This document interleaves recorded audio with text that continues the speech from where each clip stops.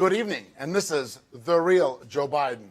I'm Boris Epstein, Strategic Advisor with Trump 2020, Mercedes Schlapp, Senior Advisor with Trump 2020. It's great to be here. And Elizabeth Harrington, the National Spokesperson for the RNC. So good to be here. Great to be with both of It's you. been the longest night ever. I don't know about this never-ending infomercial.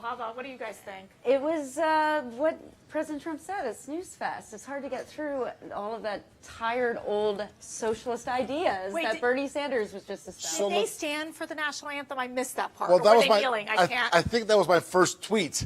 Right, so Democrats like America now. Democrats like the Pledge God of now. Allegiance. I'm serious. Well, there was definitely a disconnect between the daytime programming where members of the squad, Representative Presley, was praising Portland for rising up in the streets where they're burning the American flag.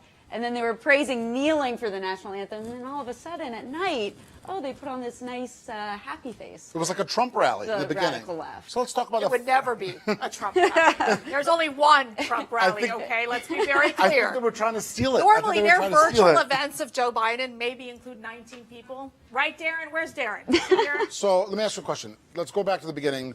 What do we think of the format? Eva Longoria, Desperate Housewives. Was that like 2005? Are we now? What do we think? Did it work? Did it fail? She's trying to make a comeback in her career. I think she's trying to be a CNN daytime host. Maybe. Maybe I've that's got a new a couple job. spots she can substitute. So what do you think? Mercy, did it work? You know, look, for them, it's the best they're going to be able to do. But what we've learned today is that Bernie Sanders is running for the Democrat president nominee. That was his speech. It was his moment. He didn't have it in 2016 because Hillary took the election from him. So he thought this was his night to say, I am your chosen leader. And the crazy thing about Bernie Sanders is he says, we're here to preserve the democracy. Don't get me wrong. Bernie Sanders is going to destroy the democracy with his socialist great plans that he has. I mean, what do you think, Liz? Well, it's amazing because it's hard to, watching Bernie Sanders' speech, it's hard to know if it's Joe Biden the candidate or they're running on the virus from communist China, because that's all that Bernie Sanders promoted. And he says, a global economic collapse. My solution, let's spend $93 trillion on the Green New Deal and hike everyone's taxes and take over all the private industry. But let me ask you, it's absolutely insane. Boris, let me ask you, he did mention, sweet old Bernie socialist comrade, did mention that he wants to that Biden would greatly expand health care. What does that mean? It means Medicare Decipher for all. it. It means Medicare for all. There's no two ways about it. That's what Bernie wants. And we know that Biden is just an empty vessel for the far left, right? So when Bernie says greatly expand, it means universal, probably single payer, Medicare for all. That's literally what the public option was designed to do. It said not even a Trojan horse like Joe Biden is for the radical left. It's just right there, according to the words of Jacob Packer, who invented the public Who was a co-sponsor option. of Bernie's sweet, nice, little socialized medicine package? Kamala Harris. There you go. The commies hang out together once again. I guess we're going. I know, we're always like, Kamala, it's always. It's night one. We're already going there, and I love it. I love it. There's no doubt that this was a night full of radicals, full of far leftists, and old Republicans. What did you think of that? Susan Molinari, we had Meg Whitman, and then the one and only John Kasich in the middle of some two-road thing that really didn't work out. What did you think of it? What message did that convey to you? I mean, I'm not sure it's convincing a single person. I don't think anyone was watching he's not exactly able to get a crowd. John Kasich. I think he's so exciting. Just kidding. Just kidding. Kasich is terrible. Well, and he also called Joe Biden a liar back in the day. So it's kind of interesting how they sell their souls to the soulless Democrats. He should have been eating a hot dog or something. Oh, that was one of the glory most days of yes, 2016. Right. That would have been way more. Let's talk about Kasich for another second, though. You're right. He called Joe Biden a liar in 2012, not that long ago. Not that long he ago. said Biden lied about being a good golfer. Well, he lies about everything else. And now Kasich tried to make Joe Biden seem like the second coming. So who's lying? Is it Biden? It's all Kasich? a bunch of phonies. They're if both you're allowed liars. to use that word. They're both anymore. liars. Maybe he wants to be like Secretary of HUD or something like that. You know what I mean? It's like, Biden, give me a job. It's like Hillary Clinton. It's like, give me a job, Joe. So, he's opportunist. And obviously, he's got Trump derangement syndrome. But his dad was a mailman, so maybe it's a sleeper agent trying to secretly elect President Trump with the MAGA hat and the Postal Service and the crazy conspiracy theories that Democrats are pushing tonight. Liz, can you tell us more about the daytime programming? What you think? What you thought of it? Was there some crazy? I already saw on Twitter there was some really crazy stuff. Oh, right? they had absolutely far left radicals. The pastor was best buddies with Louis Farrakhan, was saying, oh, if you support the border wall, you may be going to hell. Oh, that was not the so-called unifying message that they were trying to promote in the nighttime programming. It was a full-on radical left. Representative Presley was talking about Portland and rising up, literally endorsing that violence and attacks on the police. It's absolutely reprehensible. And then you tune in tonight and, oh, it's all kumbaya and the American flag. Well, they're burning it in Portland. And that's not the only thing they're burning in Portland, right? They're burning stores, they're looting, they're rioting. Federal buildings with course. people inside trying And to. that's in Portland, that's in Seattle. In We have Chicago. Minneapolis, Yeah. in And Chicago, Another New York point City. to bring up about Bernie Sanders, he mentioned it tonight. He didn't try to hide that fact that they're trying to end cash bail. The disaster in New York City, which is leading to crime skyrocketing, that's Joe Biden and Bernie Sanders and Kamala Harris's America. Skyrocketing crime, defunding the police, a radical agenda. Great point, because they did not bring up the defund the police, interestingly enough, yet we know for a fact that their whole point is to redirect funds away from the police. We know that Kamala Harris has applauded L.A. Mayor Eric Garcetti, who took away $150 million away from the Los Angeles Police Department. So it is interesting how they carefully played their words tonight. And they kept trying to push this idea that Biden and Obama's economic recovery was better than What a ours, joke. and that is a lie. That might have been my favorite part. Michelle Obama trying to take credit for an economy which, remember, before the pandemic from communist China hit, Nancy Pelosi and the Democrats were trying to convince everybody, oh, well, this economy, it wasn't really that great, the Trump-Pence economic boom. And now all of a sudden they're saying, you screwed up what we created, which is such a total lie. They never hit low unemployment. They never hit wage growth like we saw under President Trump. It took them 2 years to recover 40% of the jobs lost during that recession. And let's talk about how President long Trump it took for a us? second. Tell us. 3 months, and we got 40% of the jobs back. Historic low unemployment for African Americans, for Hispanic Americans, for women, for veterans, for disabled Americans, all under President Trump. And now, after the plague from communist China hit, a total rocket ship rebound, right? They didn't mention the you wouldn't V-shaped know that. recovery, You didn't huh? really see that. Didn't see that the fact that the stock market is now above where it was on January 1st of this year. I mean, just think about that. Let's talk about the coronavirus, because the Democrats are using this as a political tool right now. In fact, their goal is to blame the president for coronavirus, which I think is absolutely disgusting, to use the pain of the people for their political gain. And they had Governor Andrew Cuomo on, who was a disaster. The nursing home? In the nursing home, forcing sick people into the nursing homes, causing so And many that's not a deaths. metaphor, like he called it tonight. Exactly, That was a exactly. real policy, a real consequence of living under Democrat. What did rule. Cuomo call the virus?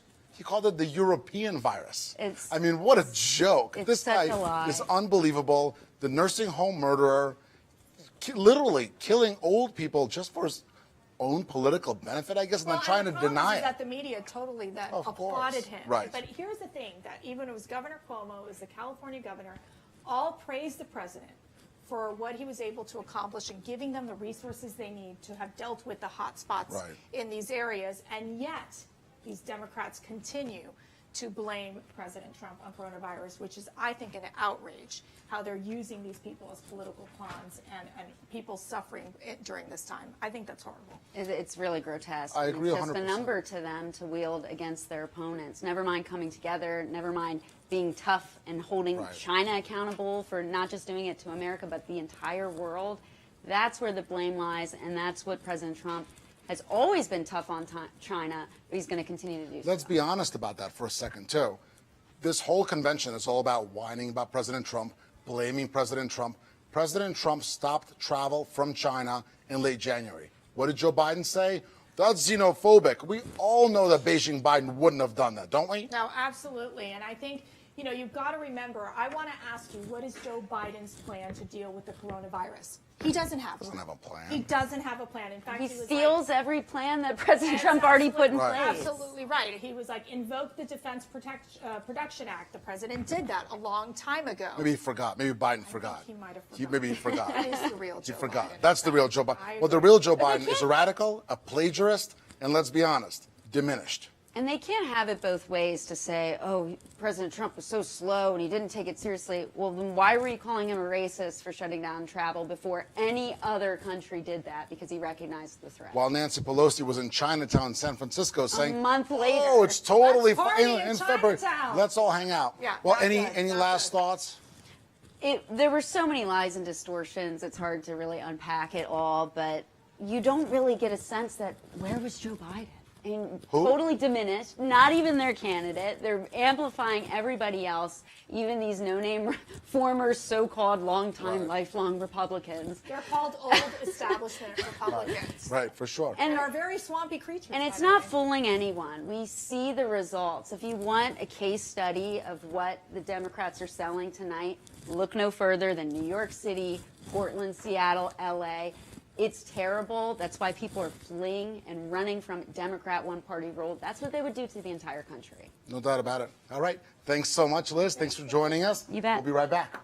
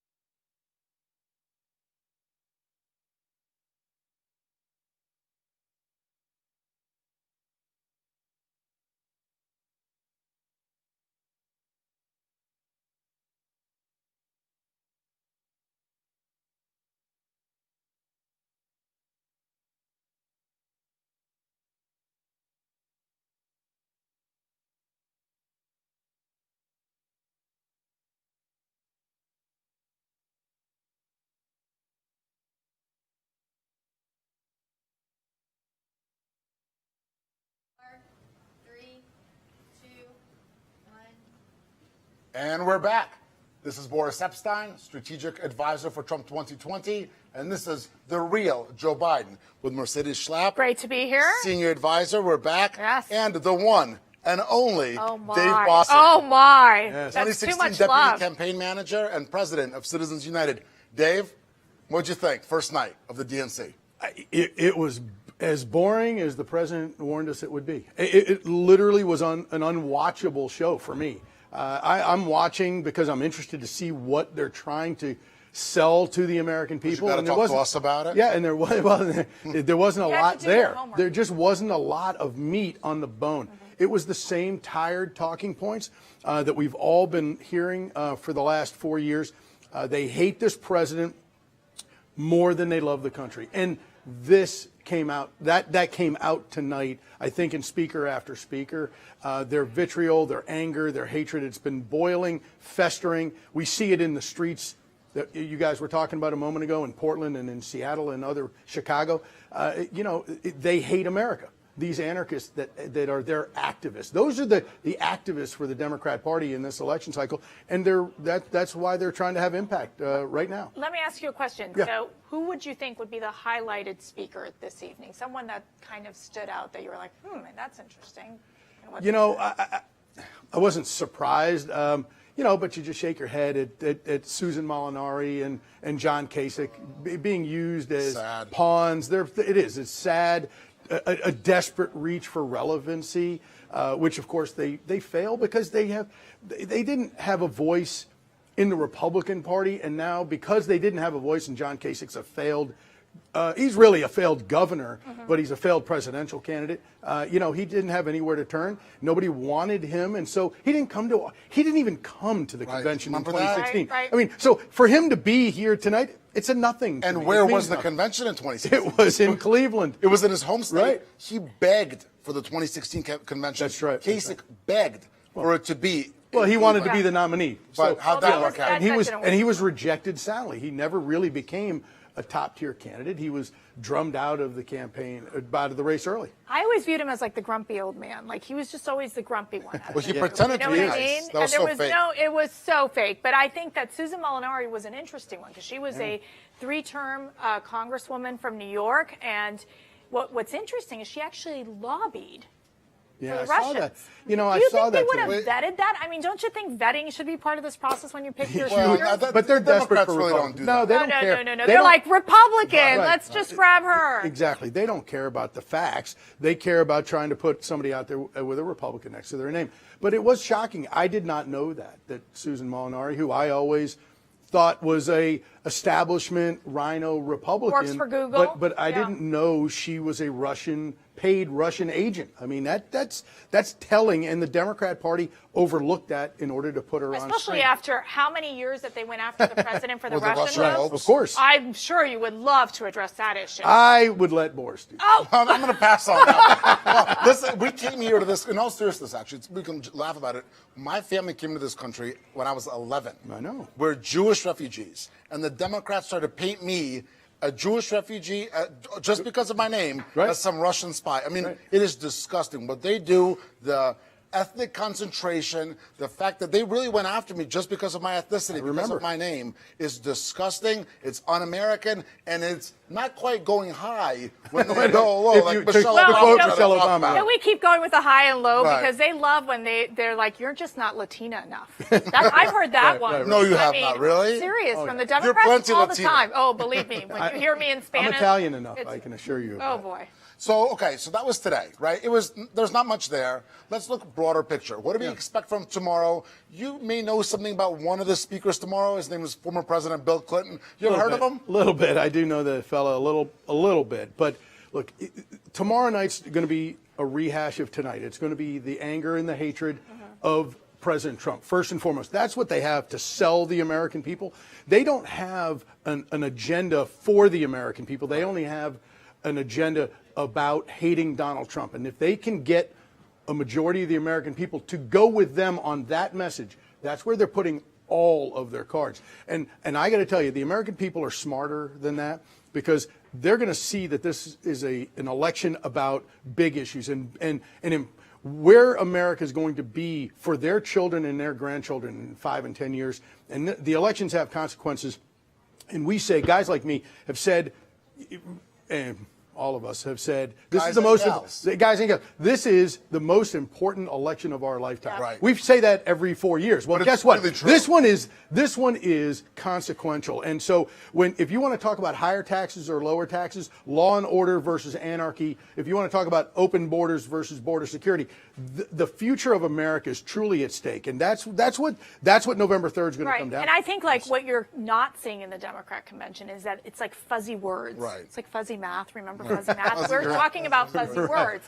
They are not directly spelling out what their agenda is, because what you need to do is read the 102-page Socialist Manifesto that was authored by Bernie Sanders and signed on by Joe Biden. Sure.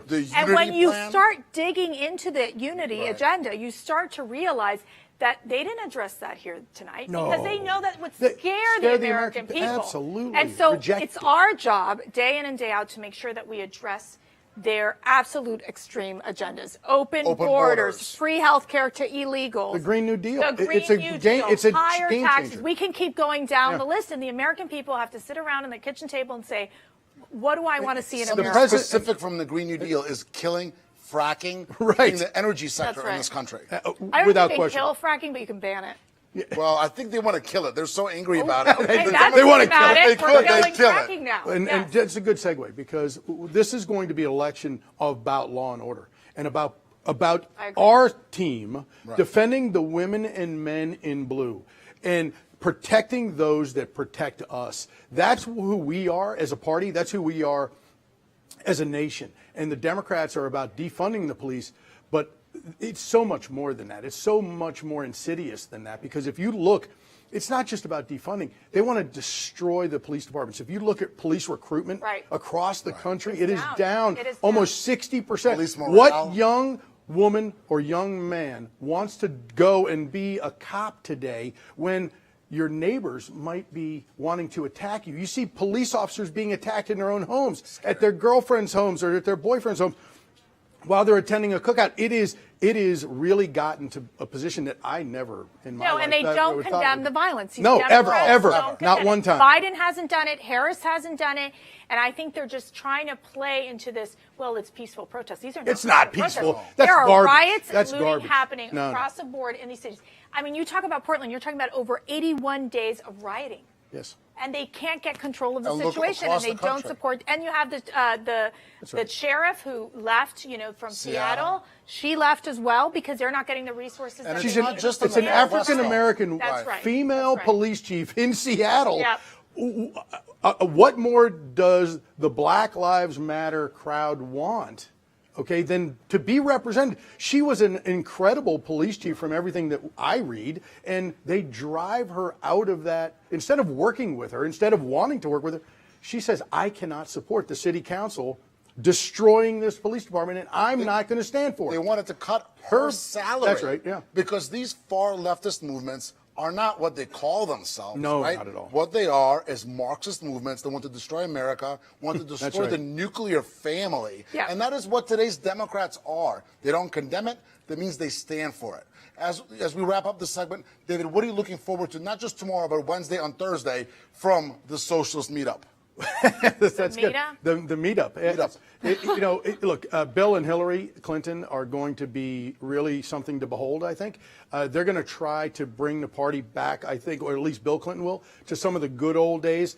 Hillary will continue, I think, her radicalism. crooked. Yeah, well, he was crooked, but he had He was that crooked. way. You got it Oh, yeah, wrong. her, Come on, she's her. crooked. She's the I call her crooked. crooked. But you know what? What do we He was call crooked. Bill? He was crooked during his. Creepy? Yeah. I thought that was lot of Joe's them. line. There was a lot of things that we called him Yeah, a back lot in the of day, and so. Just keep him away from the interns. But that's I was going with Monica Lewinsky, and then you Sorry, stole that. Dave. So, I was just thinking exactly what you were thinking. yes. So look, this is going to be more of the same. It's going to be more Trump derangement syndrome. It's going to be more anger and hatred of Donald Trump, because that's all they have. They have no agenda for America. They don't have an agenda on health care or on education or on foreign policy, on our military, on our national defense. They can sell America. All they want to do is cut.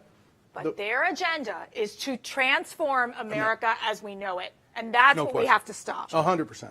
All right, on that note, we'll be right back. Dave, thanks so much for coming on. Good times. Thanks for having me. man. Appreciate it. Thanks.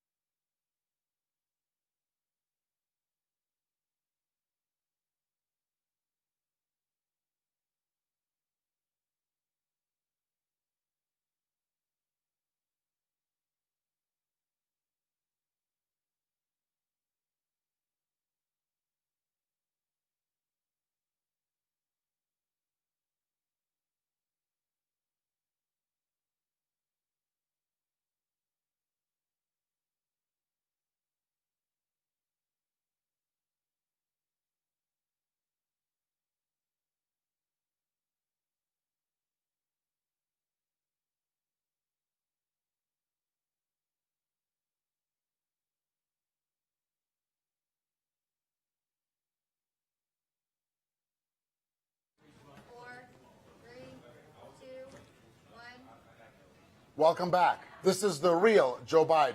I'm Boris Epstein, strategic advisor to Trump 2020, with Mercedes Schlapp, senior advisor to Trump 2020. Been a great night. Another so far. senior advisor. We're super senior advisors. I don't know what you're talking about. Straight from Fox News. Yes. The one and only Steve Cortez. Steve, welcome. We're going to do something very special. You're going to read some very recent tweets from the president. Yes. Talking about the first night of the socialist meetup of the DNC. So the president is tweeting actively right now, Good. and a lot of the tweets are centered on Governor Cuomo, because it was really, in my view, and certainly in the president's view, more importantly his view, it was the height of hypocrisy for us to get a lecture about how we should be handling COVID Right. from Governor Cuomo. And this is what the president, among several Grim tweets, Reaper himself. among several tweets that he posted, he said, quote, "Now AP estimates that the real Cuomo number of people killed because of his total incompetence is 11,000 people, not the 6,000 that was originally thought." Now, mind you, these are, when he says 11,000 rather than 6,000, of course, 33,000 people in total died in New York State. He's saying people that died because of the direct negligence and incompetence of Governor Cuomo, who forced knowingly infected people back into nursing homes that became, sadly, tragically, killing centers. If New York were a country, it would be the second worst country in terms of death rate from COVID. It would be the second worst country on the planet Earth, only behind New Jersey. So New York and New Jersey together, these two states, of course, completely Democratic-run states. I was just going to ask, who are the governors? Yes, they are. Yeah. So these two states put together are literally the exact example of what not to do when it comes with managing a pandemic. And yet, the Democratic Party had the gall and the arrogance to try to promote Cuomo as an exemplar of a leader dealing with COVID. And by the way, I would also mention this just quickly regarding governors and the way they've handled their respective situations. Compare that to Governor DeSantis, great friend and ally of the president, more importantly, great leader for the people of Florida. The death rate in the state of Florida, even though they have a much larger elderly population than New York, the death rate there is a quarter the level of New York. So if anybody should be telling us what to do, it's DeSantis. Marcy, something to you specifically about what did you think of Gretchen Whitmer? We haven't talked about her yet. The other nursing home murderer is Gretchen Whitmer of Michigan. She spoke today, too. And I always find her to be like an authoritarian figure. I don't know if you all feel the same way about her, but the mere fact of her hypocrisy, of her shutting down Michigan, you can't go anywhere, and then all of a sudden, what was it? Her husband was out on the in Wisconsin on the lake, and I just think that it's the gall of these Democrats to be these moral dictators, accusing the president of coronavirus, blaming these deaths, and again, I just feel from a political standpoint, they shouldn't do that. They're playing with people's lives, and the mere fact when you look at Cuomo, it was the media that praised his response. But at the end of the day, we know that President Trump gave New York whatever they needed, whatever resources they needed, the ventilators, the assistance of sending over the ship up there to help the people. It was the president's very bold and quick actions that saved lives. And the mere fact that they're using this as a political tool is just disgraceful. Well, one thing I'm thinking about in terms of tomorrow and Wednesday and Thursday, right? This is supposed to be a buildup to Joe Biden. So today, if you counted, you probably heard about Joe Biden much less than you would have expected on the night of his supposed convention. Sure. Do we think that's going to increase as the nights go on? Or are they just look, they're going to keep exist? him in the basement. This is the way these people Weekend at Joe's? This is all about, lock him up, and then Kamala throws away the key. Lock him up. I'm starting to get lock him up. They didn't talk much about Joe Biden, and they certainly didn't talk about policy, if you noticed that. Exactly. They did. I agree. It was, I think, largely, unfortunately, rather than being a celebration of America, which is what you typically expect to be a large part of a convention, it was an indictment of America. Yeah. They described an America that, to me, is unrecognizable, this racist hellscape, a place where, by the way, I just said this on Fox News on the Laura Ingraham show, if that were true, if we were this systemically racist, dystopian society that was described by the Democrats tonight, why do tens, if not hundreds of millions of people all over the world who happen to be dark-skinned, why do they so yearn to come to this country? I mean, they must be fools to want to come here. So they described a place, an unrealistic place in terms of their description of America, but on top of that, very, very short on policy. Why? Because I think even they know their policies are so unpopular with the American people that they dare not go there. Can I ask you a question? The Chicago mayor, your mayor, Lori Lightfoot, she was on today. Yeah. When you saw her on screen, what was your reaction? No, listen, I have to tell you. So listen, I live in the city of Chicago. I've raised a family in the city. I've lived there for the last 25 years. Here's the unfortunate reality. Chicago is the most dangerous city in the developed world. And I'm not exaggerating when I say that. We have become largely a third world-like existence because of just horrendous mismanagement in a city that the Democrats have controlled now for almost a century. So the fact that it was almost as bad as Chris Cuomo, the fact that the Democrats chose to highlight and showcase. Andrew Cuomo. Chris Cuomo's Fredo. Oh, did I say Chris? But I'm sorry. Okay. Fredo. Always good to mention a little Fredo on the show. I love that. But it was almost as bad as Governor Fredo's Cuomo. working out right now. He might be. The fact that they are trying to promote Lori Lightfoot, a completely failed politician who unfortunately presides over a city, and I try to warn America about this, and it gives me no glee to say this as a Chicagoan. Where the left will take us nationally is where Chicago is right now. And I am warning you folks, as a Chicagoan, you do not want that future for this country. Chicago is a place of danger and deprivation, and it is because of the mismanagement of liberal politicians like Lord Lightfoot. That's what I call her, Lori Lightfoot, because she thinks she's a British lord ruling over us. We cannot have that for America. That, unfortunately, is the future that the left wants for America, but it's very different from our vision. It's a dangerous future. It's Yes. a dangerous future because they are allowing for this division and this hatred to happen and really not having any control in any sort of way. And it's why the president from day one, and you've all talked to him, where he said, I'm the president of law and order. And we've got to get these cities back in control. On that issue tomorrow, AOC gets her literally 60 seconds. She has said verbatim, defund the police means defund the police. She's not trying to play that two-step that Joe Biden's trying to do. Well, redirect funds. Yeah. Right. Why don't I redirect funds out of Hunter's bank account to mine? Let's see if that means defund. AOC says defund means defund. She wants to make our cities, New York, Miami, Chicago, a dangerous place. What do you expect out of that 60 seconds? AOC doesn't even understand the economy. You know this. Right. And she also wants to be the climate czar. So she's got to shove in there somewhere like, we're going to defund the police, somehow make you pay a lot of taxes for the Green New Deal. Regulate cow farts. Exactly. And, let's not bring economic opportunities to New York. Right. I mean, that's really going to be what's going to sum it up for her. No, and I think, too, the thing that's important to point out about AOC is that the corporate media wants us to believe that she's representative of Hispanics in this country. And of course, we know that that's not true at all. And by the way, who would suffer the most from defunding the police? Minorities, Absolutely. of course. No doubt. People who live in cities, people who don't have the means to live necessarily in a dormant building or to afford private security or to live in gated communities. So I think that's also important, that we reveal who she really is, what kind of radical she is. She's somebody, by the way, her ancestors and our ancestors left Latin America not to repeat the mistakes of Latin America in the United States. She's trying to import the failed systems of Latin America to the United States. But it just shows with Bernie tonight, AOC tomorrow, there's clearly the sense that you have the radical voices, in addition to the Hollywood elites, and some of these random establishment people dominate this Democratic Party. And it just shows how the Democrat Party has fundamentally moved to the left. Far left, right. Far left, and Joe Biden is embracing it. And he's part of creating this big leftist monster that No two ways about it. As we wrap up, we can look forward to the next 3 days, but then really look forward to the Donald Trump convention next week.